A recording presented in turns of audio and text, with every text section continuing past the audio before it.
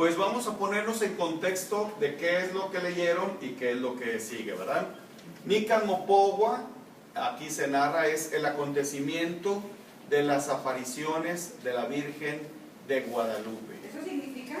No, Nican Mopogua significa aquí se narra o también aquí se relata, se puede decir de las dos maneras. Es el famoso escrito de Antonio Valeriano. Antonio Valeriano fue el colaborador más importante de Fray Bernardino de Sahagún.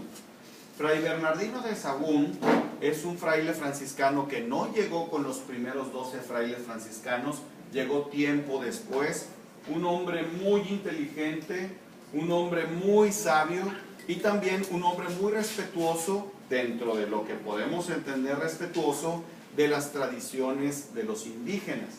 De hecho, por Fray Bernardino de Sahagún es que conocemos mucho de las fiestas, conocemos mucho de los dioses, se alcanzaron a salvar gracias a Fray Bernardino de Sahagún algunos de los códices, unos muy importantes de los indígenas. Ya ve que se quemaban, muchos de ellos se quemaron, se destruyeron. Gracias a Fray Bernardino de Sahagún se conservaron algunos, y en su libro Tototote de la historia y de la situación de la vida de los indígenas de Fray Bernardino de Sahagún es como conocemos mucho de lo que sucedió en la conquista, pero también de las tradiciones de los indígenas. Bien, pues Antonio Valeriano fue uno de los colaboradores más importantes de Fray Bernardino de Sahagún, fue el más brillante alumno, discípulo, que estudió en la escuela de la Santa Cruz de Tlatelolco, del cual fue después profesor y hasta rector. Incluso Antonio Valeriano llegó a ser gobernador de la Ciudad de México durante 40 años. O sea, fue una persona sumamente importante, un indígena de la clase noble que llegó, obviamente hablaba el náhuatl, pero habló el español y también aprendió el latín. Muy buen latinista, aprendió fácilmente, rápidamente el español y también de la lengua náhuatl. Por eso vamos a ver algo muy importante en el Nican Mopogua. Valeriano fue un gran latinista, como les decía, gobernador. En el año de 1531, él tendría aproximadamente unos 11 años de edad. Por eso es muy probable, y lo más seguro, es que no solo conoció a Juan Diego, sino que además escuchó durante cerca de 16 años las narraciones de la historia de las apariciones de la Virgen de Guadalupe. O sea, además de haberlo conocido, acuérdense ustedes que Juan Diego pidió que se construyera una ermita, bueno, la Virgen de Guadalupe, y al lado una choza, la choza donde pudiera vivir Juan Diego, y ahí no solamente barrer el templo, sino también dedicarse a la predicación. Él hablaba acerca de lo que sucedió en las apariciones de la Virgen de Guadalupe, lo contaba una y otra vez. Acuérdense ustedes que la memoria de los indígenas era algo privilegiado. Por eso decía las cosas una y otra vez, pero con esa literalidad, o sea, con esa certeza, seguridad, con esa exactitud de cómo sucedieron las cosas, que los mismos indígenas, cuando iban transmitiendo el mensaje, pues lo transmitían de una manera fiel.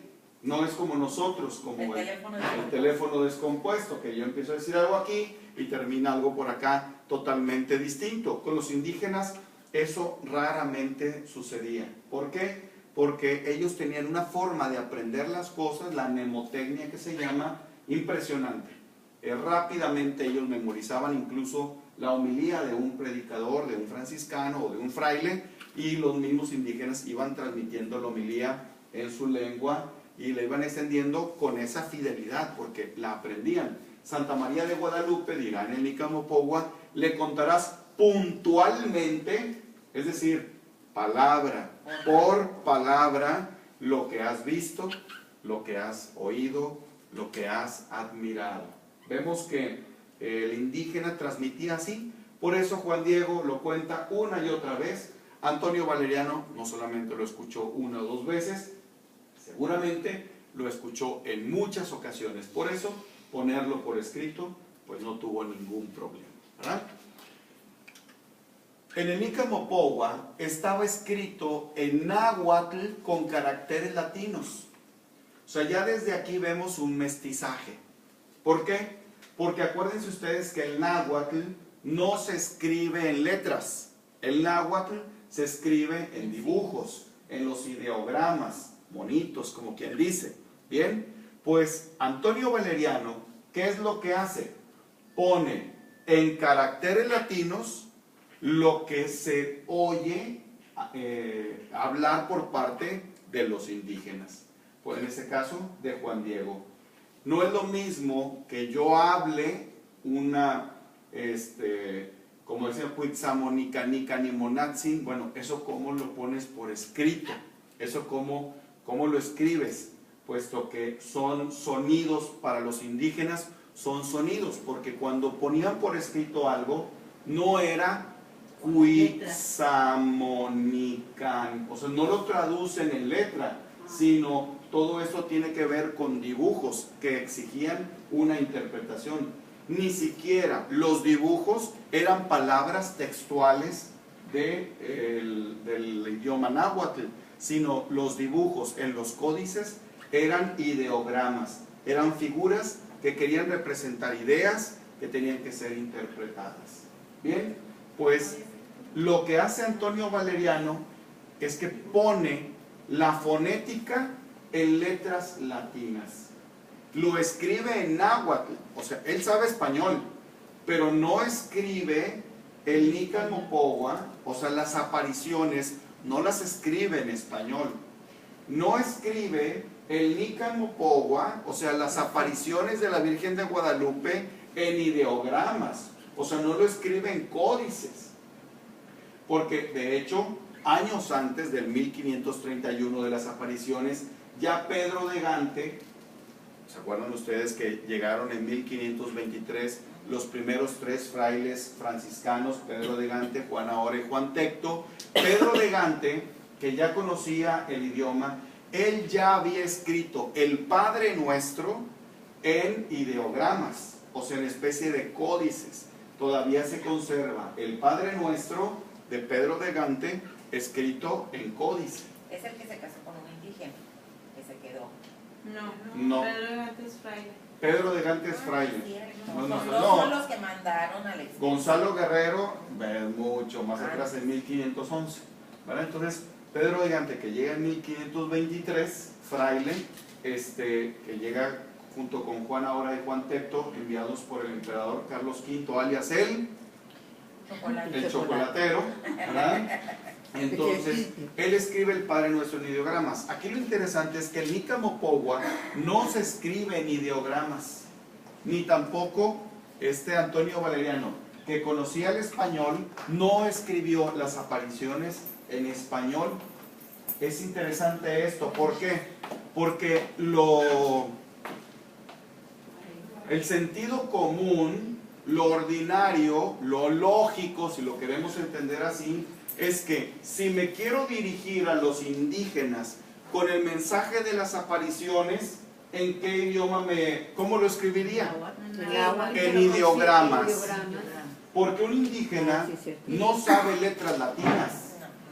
O sea, si un indígena agarra el lado izquierdo de y dice Inmaca San Yaopeo Yexotla, Pues tampoco le va a leer. o sea, sí entiende lo que está escuchando, pero si Pero lo no ve lee, aquí, pero no lo puede leer. no lo puede leer. Él lee los dibujos, no lee las letras. Entonces es interesante que Antonio Valeriano no escribe las apariciones Es un primer signo de mestizaje. de mestizaje. Ahora, no escribe las apariciones en español para que lo entiendan los españoles, pues lo hubiera escrito así. Para que lo entendieran los españoles, aquí se cuenta, se ordena cómo hace poco, milagrosamente, pues un español podía entender esas apariciones. ¿Qué es lo que hace? Hace algo maravilloso. Hace algo que queda para la posteridad y que nos da a nosotros la posibilidad de entender mucho mejor lo que es el mensaje. Si él mismo hubiera traducido pues ya su interpretación, su traducción, ya tendría algo que ver. Si él hubiera escrito los ideogramas, pues quizá nuestra interpretación del ideograma no hubiera sido tan exacta como la de los sabios tlamatinimes. También. ¿Qué es lo que hace? Algo que es más fácil para estudiar a la luz del tiempo. O sea, para nosotros es más fácil estudiar algo en su idioma original. Por ejemplo, si tú quieres entender mejor un documento de la iglesia, algo que escribió el Papa, y si dices, a ver, esta palabra no me gusta, esta palabra no tiene fuerza, ¿qué es lo que haces? Vas al original. Este texto en griego significa tal cosa. Este texto en latín significa tal cosa. Mucho más que lo que hizo el traductor. Así es que, ¿es mi hermana Tere? Sí.